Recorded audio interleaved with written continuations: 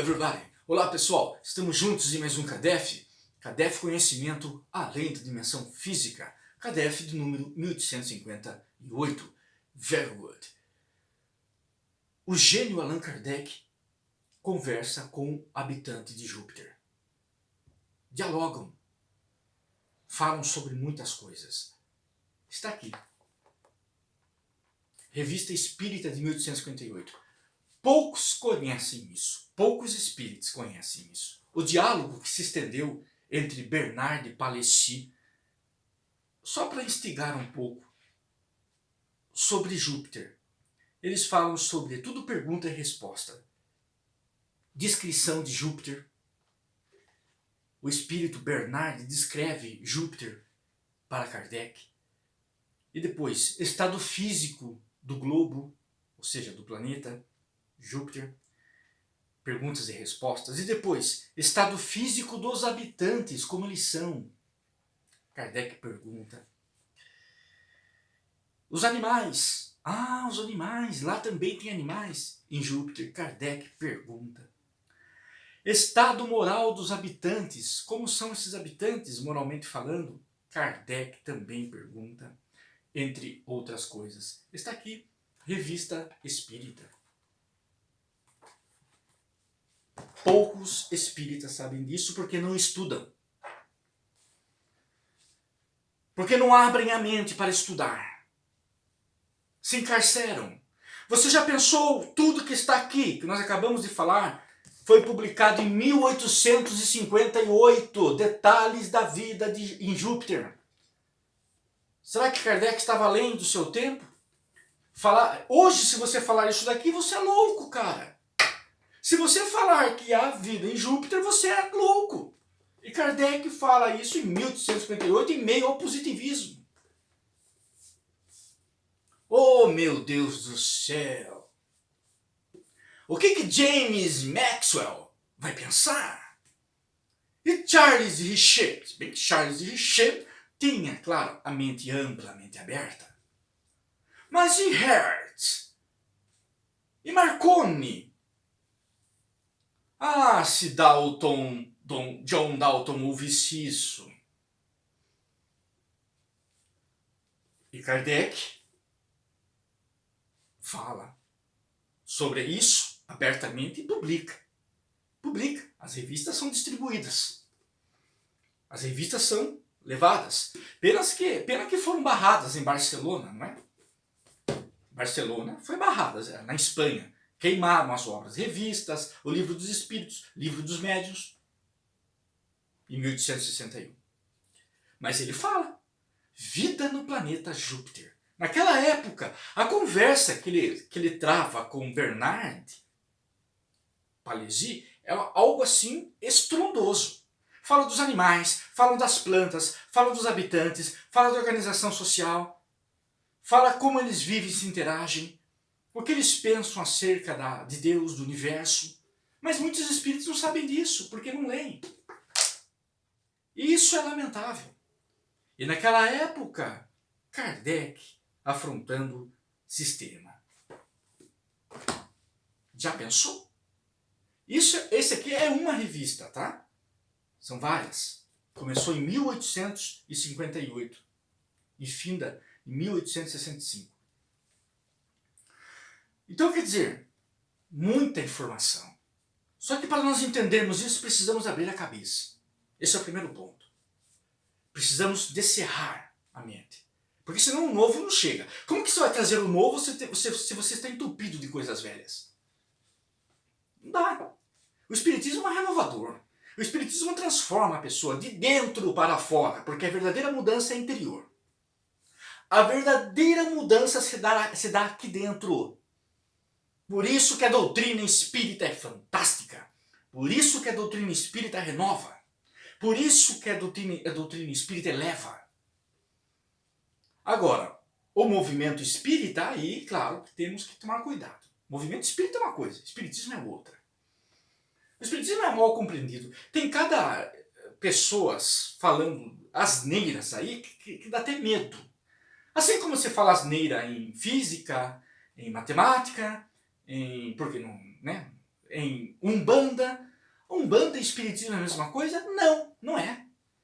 A Umbanda merece todo o nosso respeito.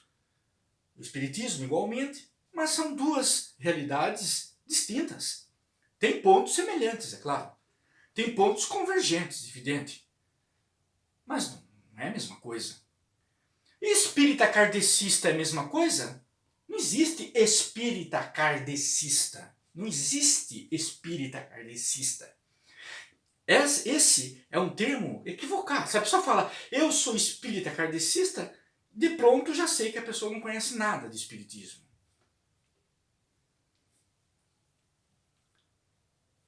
É que nem, por exemplo, a pessoa chegar e digamos, a pessoa chegar para mim, você é maçom? A maneira como ela chega perguntando, eu já sei que ela não é.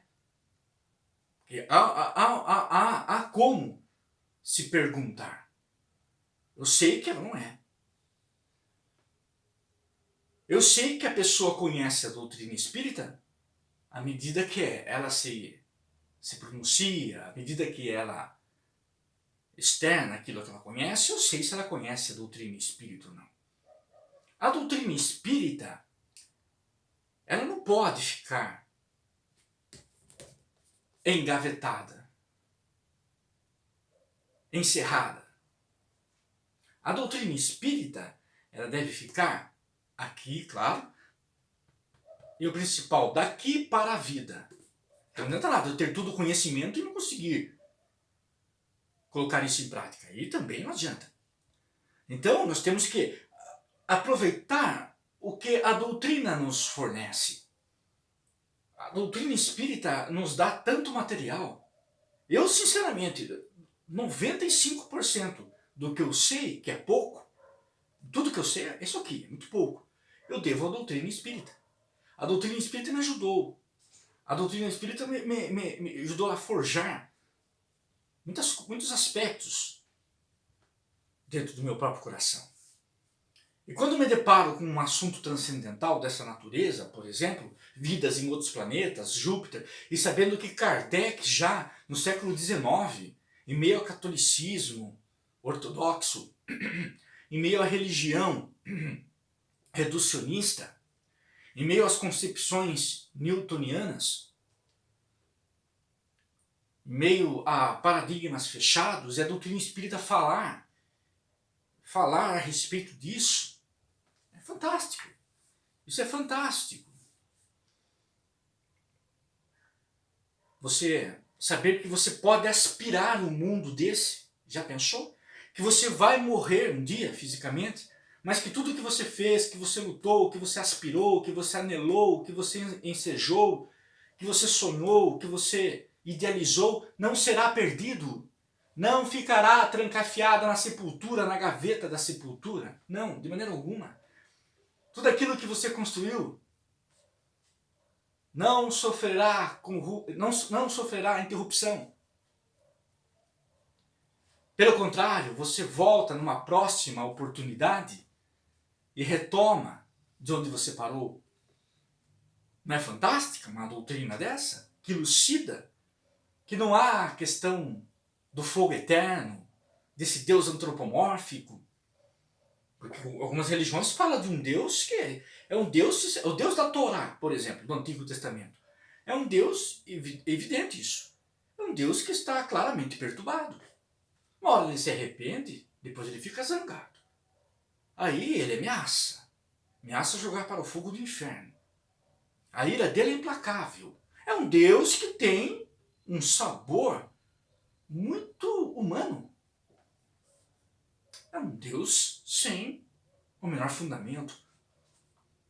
Quando eu comecei minhas investigações, com 16 para 17 anos, quando os assuntos transcendentais feriam-me, porque eu vim de uma religião evangélica. Eu era pequeno e minha mãe me mandava para a igreja. Eu ia, todo domingo. Eu era obrigado a ir. E eu gostava, eu ia e gostava. Eu gostava das aulas. Eu lembro do moço que nos ensinava. Ele era um conhecedor da Bíblia e falava de Jesus onde Jesus vivia, com as pessoas que vivia, e ele falando, eu ficava viajando, sabe? Viajando, ia longe. E ele falando, eu achava lindo aquilo, eu gostava. Depois tinha música, eles cantavam, eu gostava. Só que aquilo me preencheu enquanto eu era criança, 12 anos. Depois eu comecei a questionar e não consegui mais me encontrar ali, com todo o respeito que deve ter todas as religiões. E eu, quando eu tinha 16 anos, eu ficava fazendo reflexões. E quando eu morrer, mas por que eu tenho que parar no fogo eterno? Uma vez eu estava na terceira série, eu lembro disso, e a professora ensinando, ela era evangélica, e ela estava ensinando a sua aula, né? Aplicando a sua aula, e de repente ela fala, ela era evangélica, de repente, não sei por que ela fala, começa a falar de Deus, que é importante nós sermos assim, assim e tal. Aí ela falou, por isso que nós temos que ser bons. Eu lembro disso, nunca mais eu esqueci. Eu tinha 9 anos. Aí ela falou daquelas pessoas que vão parar no inferno. E eu levantei a mão, que naquela época, às vezes, se você não fosse educado, você levava cada coronhada na cabeça, né? Eu já cheguei a levar um beliscão uma vez da professora. Presta atenção! Ai! Eu contei pra minha mãe ficou brava, foi lá reclamar. Também não pode beliscar um aluno, né? Mas eu levei um beliscão uma vez. Eu não era assim tão bagunceiro, mas eu ficava divagando na sala, sabe? Ficava brincando com o lápis, que o lápis eles eram, né, inimigos um contra o outro. Uma caneta e um lápis ficavam brigando em sala na carteira, eu ficava brincando. E às vezes a professora não gostava, né? Mas enfim. Eu perguntei para ela, não é essa professora que me beliscou, uma outra. Essa outra é boazinha, ela era evangélica. E ela falou, eu perguntei para ela, falei, professora, mas quem vai pro inferno nunca mais sai do inferno? Ela falou, nunca mais sai. Mas ela falou com uma convicção tão petrífica, tão glacial, que eu fiquei, meu Deus, mas não há possibilidade de reaver isso. Não existe uma força. Deus é tão privado de uma psicologia e vai relegar seu filho para sempre ao inferno. Aquilo sabe, com 9 anos, me deixou triste. Nunca mais esqueci isso. Nunca mais. Hoje eu tenho 42 anos. Aquilo me deixou tão triste. E eu pensei, mas como Deus é pobre, meu Pai amado? Como Deus é pobre de recursos? Faz o seu filho, depois esse seu filho peca, faz isso, faz aquilo, vai passar a eternidade no inferno. Meu Deus, é um Deus mau, vingativo, é um Deus implacável. Eu não quero adorar um Deus desse nunca. Nunca, imagina. Então a doutrina espírita, com 16 para 17 anos, eu conheci a doutrina espírita e mudou a minha vida. Depois, continuando os meus estudos, um dia me deparei com isso. Kardec conversando com Bernard de Palissy. Vida em Júpiter. E apresentando um Deus maravilhoso. Um Deus de oportunidades. Se você errar, você vai ter que pagar pelo seu erro, claro. Mas depois que você pagar, você vai retomar o seu progresso. Vai alcançar aquilo que está destinado a você, a felicidade, o amor. Um dia você será um anjo puro, assim como Hitler um dia será. É necessário antes resgatar tudo que fez. Mas depois que pagar, o último ceitil, aí sim, continuará rumo à eternidade. É um diálogo inesquecível que se deu. Júpiter, um planeta muito mais evoluído que a Terra. Não perca a sua fé. Não perca a sua esperança. O universo é maravilhoso. Não deixe o materialismo corromper você. Não deixe pessoas duvidosas no YouTube, fora do YouTube, contaminar a sua fé. Continue. Nós não estamos sozinhos. Deus está conosco. Os espíritos amigos estão nos inspirando. A morte não existe. O plano espiritual é uma realidade incontestável. Se você não tem a mediunidade para compreender isso através do conduto mediúnico, use a razão, use a lógica. Kardec não era médium. Kardec nunca foi médium, mas ele usava aquele que tinha de mais forte na época, que era a sua inteligência. E que nós temos, né? O que é forte em nós, a inteligência, a sabedoria. Ele ia atrás, ele pesquisava, ele concluía. Ele só concluía depois de muita pesquisa. Nunca concluía algo antes. Vamos juntos caminhar. A caminhada é maravilhosa. Leiamos sempre.